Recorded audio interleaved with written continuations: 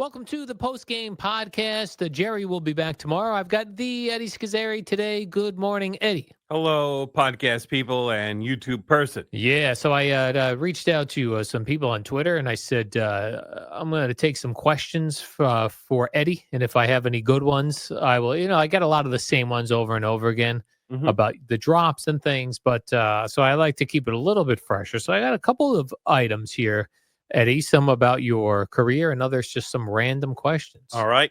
So let me give you this one. This comes from Pat. Okay. Pat says, Eddie seems so talented, but has had such a long tenure at WFAN. Has he ever thought about leaving, or has he ever been approached from another radio station? That's a good question. Ever been approached from another radio station? I have, I don't want to say if I was approached, but I've been talked to at certain gatherings where other media outlets were Oh, is that right? and said, hey, if ever, there was a situation where it was ending for you at FAN, you'd have a place here. Really? And yeah, and that I think that's happened twice, I wanna say. I haven't been in the situations where there's been, like, other radio stations around me, Yeah. and I certainly don't seek it out. And then there was only one other time, and this was in 2007, and this was I had interviewed before the whole Imus thing happened, and the station was in a bad way there before Boomer and Carton started and sorta saved us. Um, the I had interviewed when the New York we had the New York Giants football radio rights, and we produced it, and I was involved with that radio crew for the Giants radio crew for a while before I stopped that. And then when the Giants took their own rights back, and they were going to be producing everything because I knew the Giants organization and a lot of the people over there. I actually, and I didn't hide it. I actually went and I interviewed for that Giants producing job, which ultimately John Schmelk got. So that was the only other time that I actually went out and tried to maybe do something else. And if, and then by the time it was all coming down, the IMUS thing had happened in April, and they were going to be making decisions soon, and I was torn. Like, if they had offered me at that time because of the state that the radio station was in, which was chaos. Yeah. I honestly, like, I would have a if they had offered me, I would have had a hard time leaving the station at that time. Because it wasn't chaos? Yeah, because I Really? felt like I'd be abandoning a sinking ship. Wow. See, I would have So, thought, hey, I thought what was coming there was had they offered me the job there then because FAN was in such chaos, I had to get out of here. But no. you looked at it the other way. Yeah. I would have had a real tough time leaving. Wow. And this is a hard place to leave, I think. For most people. I think that maybe there's some circumstances where it's like, F you guys. But no, I've always thought this would be a hard place to leave. Yeah. And that's why I never did. It's similar, I think, sometimes to ESPN, where sometimes people leave here and then even if they get paid more, Mhm. their exposure is less. Mhm. It's one of those that happens at ESPN as well, Mhm. right? So, yeah, it's tough to, I always thought it would be tough to go work somewhere that didn't have as many listeners. Yeah. Like, I'm a fan of satellite radio, right? I like Yes. I like the music channels, and I don't subscribe anymore, but when it first came out, I was interested in it. But I always thought how difficult it must be to get pumped up to do a show that may not have many people Mhm. listening. And even Howard, who was the king still of terrestrial radio, and when he left for satellite, certainly he probably took the largest portion of his audience with him to satellite, but it was still fractional of Yeah. what it was, and the show changed, and so even he sort of disappeared from the everyday. Yes. And Craig, the second time he left, not the first, but when he left us again, it's like they go away.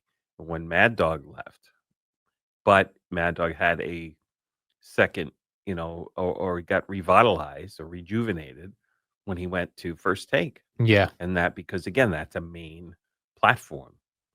But I wonder, like, what was the time period from the time he left WFAN, Mad Dog, Mhm. and then was on ESPN where he got this kind of revitalization? Yeah, I well, that was Got to be a decade. 2008, and how long has he been doing First Take? 3 years?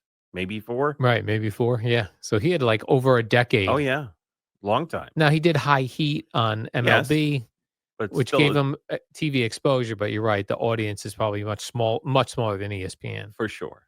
and he's And on with Stephen A. Smith. and ESPN, especially with today's, clip era, that's really, given him a second life. Not that he was hurting or was irrelevant or anything like that, but he was not an everyday thing. Yeah, Where now at least he's an every week thing. absolutely. Yeah, Yeah, and yeah, he's you an see him. extremely talented guy, Yeah, and to have him, for lack of a better term, wasting away on satellite, yeah. so it's nice to have him in the public eye again. It is. It is good to see him on ESPN. Mhm. Here's one, Eddie. This similar one. Comes from Kevin. This is a question about the drops, but I don't think we've looked at it this way. A lot of people Okay. ask, "Oh, what's your favorite drop?" What? Blah, blah. This is an interesting one. Kevin asks, "When did Eddie realize that drops could work on the show?" Had you done this on previous programs you worked on? Yes, with Steve Summers in the overnight. That's really where I kind of developed it. Now it was different tone, certainly not as risque as I do And what here. would you use? Like on this show, you use Jerry and me and Boomer. And did you use Steve or did you use other It people? was other stuff. It wasn't Steve. It was either like funny things that callers had said, or just like "Hi, I'm Howie Rose," which that was like So one of the you've been using "Hi, I'm oh yeah, Howie since Rose." 1991, 100%. Well, you could hear it in the drop Oh that it yeah, is an old yeah, and I can Howie still in Rose. my head picture it was a brown cart. For old radio people who know what carts are, for older people, it kind of looked like an 8-track, and it was brown, and it had a yellow and white label with in pen "Hi, I'm Howie Rose" written on it. So that's got to be your oldest drop that you currently still Oh, use. 100, yeah, no doubt. "Hi, I'm Howie Rose." Yeah, Do you yeah. think Howie Rose is aware of this? Oh, for sure, He I would is. think. And then the Eddie Scozzare, where I got my one of my names, um, that was fairly old too. And that was maybe even, yeah, no, I probably used "Hi, I'm Howie Rose." For and what I used to do, the overnight updates used to be taped, and now they are again, some of them, not all of them.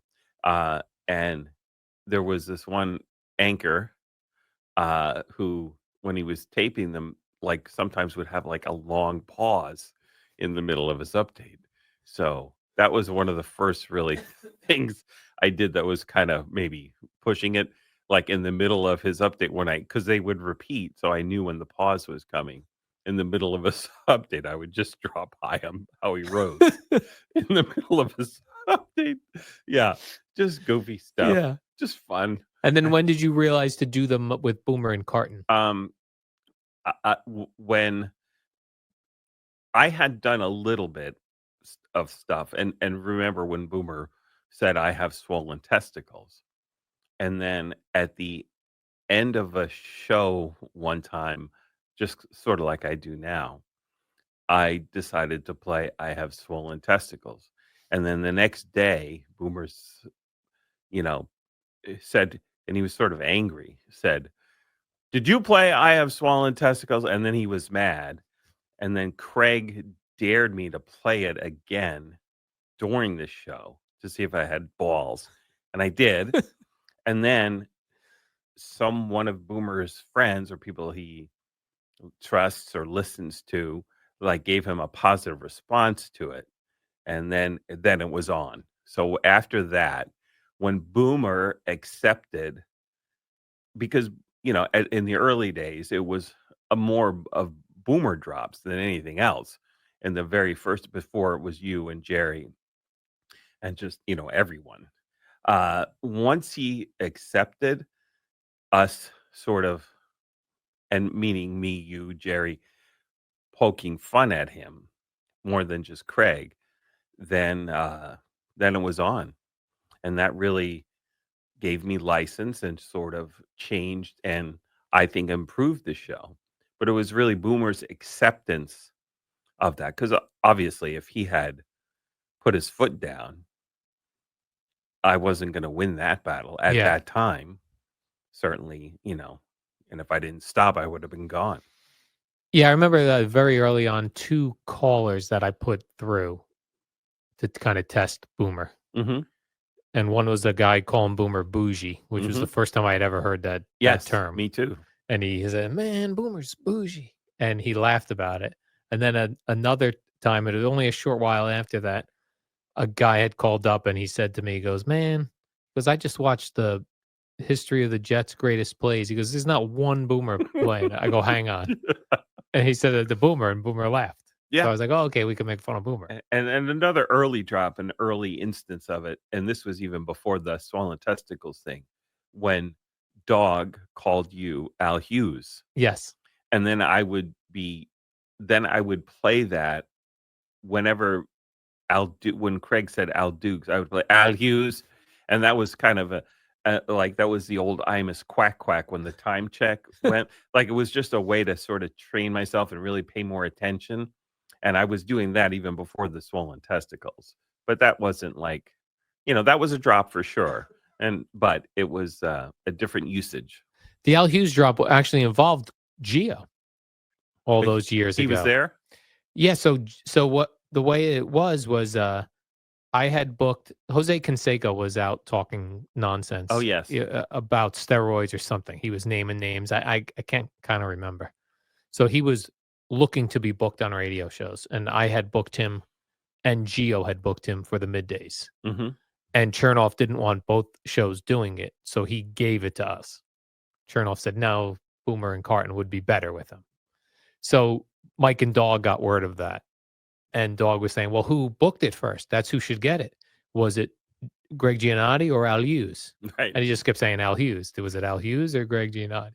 And then someone got in his ear, and I remember him saying, "Oh, did I say Al What Hughes?" did I say? Al Hughes. Yeah, so that's how it started, but Gio was part of that. I wonder if Gio complained or he just was talking about it, and I wonder if he was angry about that. Yeah, and I think Gio probably did book him Yes, first, for sure. because otherwise it would have been a no-brainer. If I'd Yeah, booked him first, yeah, Chernoff would have said, "No, they had him first." But he just thought, I guess, well, it was a morning show, sure. a new show, trying to get them. But I wonder if Gio was angry about it. I would be. Yeah, we'll have Yeah, to he ask probably him was. when he comes back in a week if Yeah, we yeah, yeah. remember. If we remember, yeah, the LUs. And I just, and that's like the type of thing, like you would say Mike and Dog would love as far as station drama, like just a little Hmm. thing to have Oh fun yeah, with on just the like air. we do. Yeah. Scuttlebutt. Right. Well, who had it first? Yeah. Because that's not fair. Let's see. I know this comes from Tom. Hi, Tom Tom. says, I know Eddie is a big audiobook guy. Does he read slash listen to nonfiction or fiction? It's fiction. Always? Uh, mm, I have listened to a little bit of nonfiction, but I would say it's 98% fiction and a specific genre. It's science fiction or fantasy. And again, that I would say it's 90% uh science fiction. And he wants to know if you have favorite authors in Ye that. Yeah, well, I'm actually there's a new one I've been, like, going through a lot of his stuff. Adrian Tchaikovsky was a British, sci-fi writer who I'm really enjoying his stuff. Of course, Tolkien, the king of all the fantasy genre, and I will listen to The Lord of the Rings and The Hobbit probably every 3 or 4 years. I'll listen to that. C.S. Lewis with the Chronicles of Narnia is another fantasy one that I will listen to repeatedly. One of my favorite novels of all time is Orson Scott Card's Ender's Game, and these are ones that I will go back and listen to again and again. But there's sometimes some of the authors are a little heavier, some are a little lighter, and sometimes after a heavier one, I will go for a more lighthearted one, just to change it up. But yeah, for sure, Tolkien, Orson Scott Card, I like a lot, and this new one, Adrian Tchaikovsky, and there's others that of course, I'm blanking on. My mind is not as sharp here at 10 a.m. Do you listen to new stuff at all ever? Like, somebody's got a new kind of science fiction-y book that gets popular that you get word of? Sure. Oh yeah, and I just listened to because of the show on I forget what platform it's on, what streaming platform, but Three Body Problem.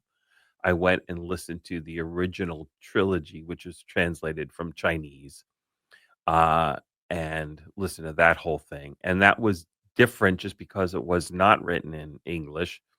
So there was the style was very different.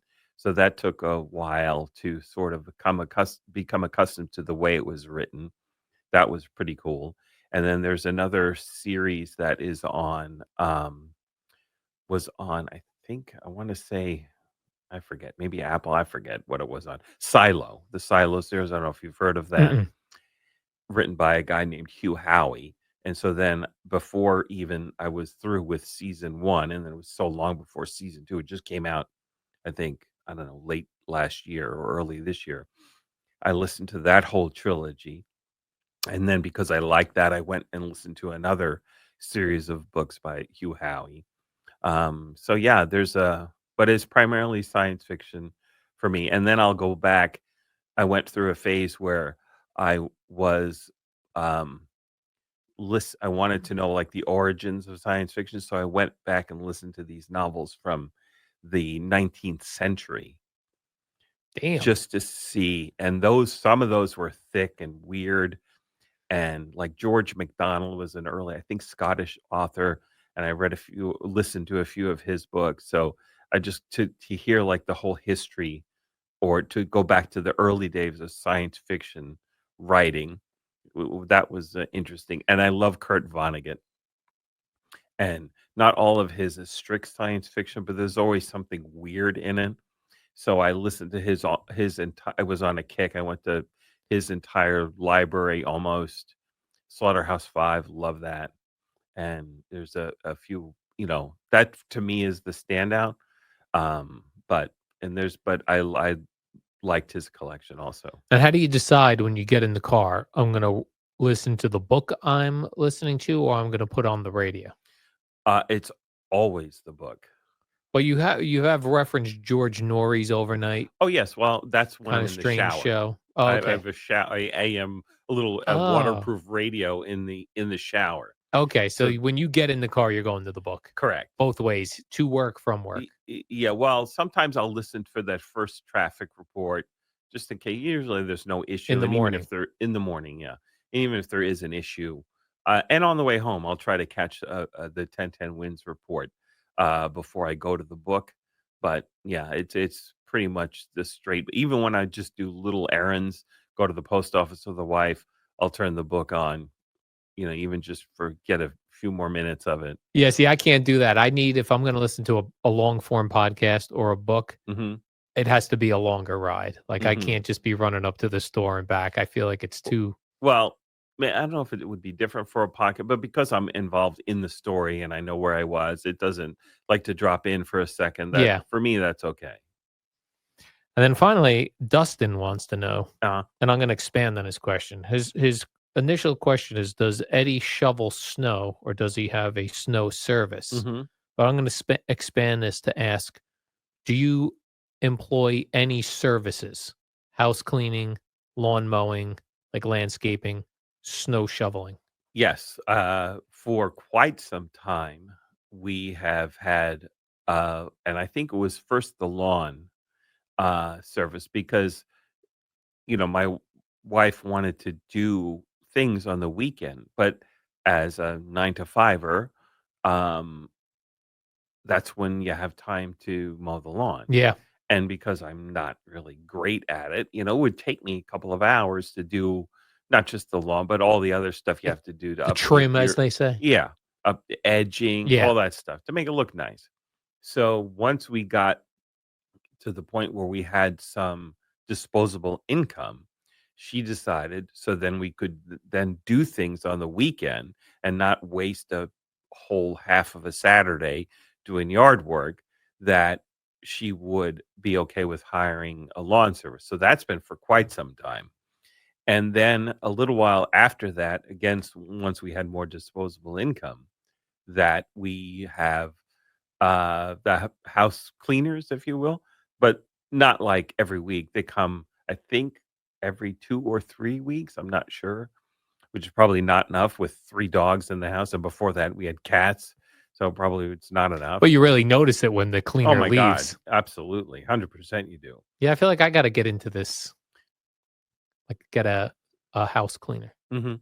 Yeah, why not? and not very often, like you said, like, I don't think I would need it Yeah, you very would even if it probably was once a month. yeah, or yeah, and, they just do a different level of cleaning, but you gotta, make sure, like, sometimes they don't put all the stuff back exactly when then I can't find it. Yeah. Like, "Oh, where's my slippers? Where's this pen I was using?" Yeah. Just stupid stuff. But that's on me because 'cause I'm such just leave stuff all over. But I remember where I put it Yeah. or where I usually put it, but they don't know that. So that's just one little thing to pay attention to. Anything you really have to want in a certain area, just put in a drawer or something. Yeah. Um, and then the snow stuff, I had always just shoveled my own snow. And when we used to get more snow, and obviously, trying to get in here during a big snowstorm, if you weren't staying over, you got to get out early, clear your car, clear the things, some shovels so you can get out into the street. So, but this was now, I don't know, 2 or 3 years ago, with me getting older and my knees being shot to hell, and my shoulder being effed up. The lawn service guys will also do the snow. So now we're on the list. So anytime it's a certain amount of snow, they'll come. And not that it's a lot. Yeah. I don't have a huge property, but it's nice to just know that that's being taken Yeah, care you don't of. have to worry about that. Yeah. Alright. Yeah. So there you go. Alright, that was Ask Eddie And by the Anything. way, I have this disposable income in part because no kids. Exactly. So Right. there you go. And Good that's point. also why I will be retiring next year. Very good point. Alright, let's do the warm-up show. I did that with CeeLo. Jerry Recco back tomorrow, filling Yes. in for Do we Gio. know that 100%? Yes, he texted me. Okay, good. Jerry said he will be here. Awesome. CeeLo will be here doing updates. Yes. Jerry is in for Gio, Hmm. and it's Friday. And Sal did a great job Sal today. did a Just great a job shout out today. to Sal. It was a very, very good first performance with Boomer. I agree. Very well done. Hmm. So